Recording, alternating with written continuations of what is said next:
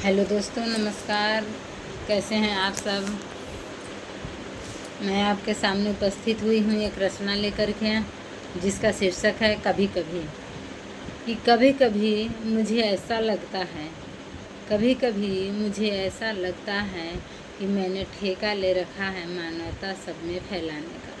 कि कभी कभी मुझे ऐसा लगता है कि मैंने ठेका ले रखा है सब में मानवता फैलाने का।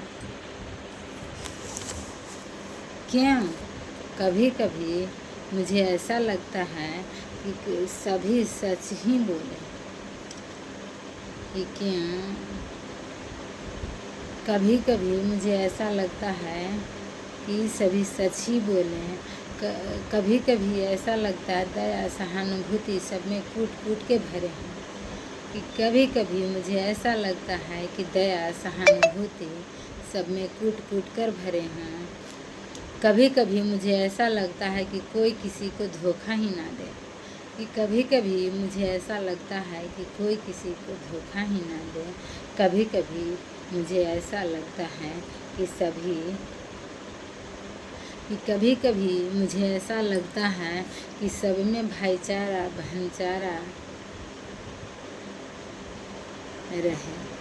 कि सब में भाईचारा विद्यमान रहे। कभी कभी ऐसा लगता है कि किसी के पास कोई छल ही ना हो। कि कभी कभी ऐसा लगता है किसी के पास कोई छल ही ना हो। किसी में जब मानवीय गुणों की कमियां देखती हूँ तो विरोध करती हूँ। कि किसी में जब मानवीय गुणों की कमियां देखती हूँ तो विरोध करती हूँ और दूसरों के नज़रों में बुरी बन जाती हूँ। तभी तो कहती हूँ कि कभी कभी मुझे ऐसा लगता है कि मैंने ठेका ले रखा है जग में मानवता फैलाने का। कि तभी तो कहती हूँ कि कभी कभी मुझे ऐसा लगता है कि मैंने ठेका ले रखा है जग में मानवता फैलाने का। कि कभी कभी मुझे लगता है कि मैंने गलत किया ठेका लेकर। कि कभी कभी मुझे ऐसा लगता है कि मैंने गलत किया ठेका लेकर। मुझे समानता की बात करनी ही नहीं चाहिए थी। कि मुझे समानता की बात करनी ही नहीं चाहिए थी। कि मुझे छोड़ देना चाहिए था किसी को माँ बहन के गाली देते हुए। कि मुझे छोड़ देना चाहिए था किसी की माँ बहन को गाली देते हुए।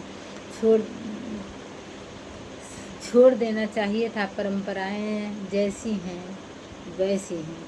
कि छोड़ देना चाहिए था रूढ़ियाँ जैसी थीं वैसी ही।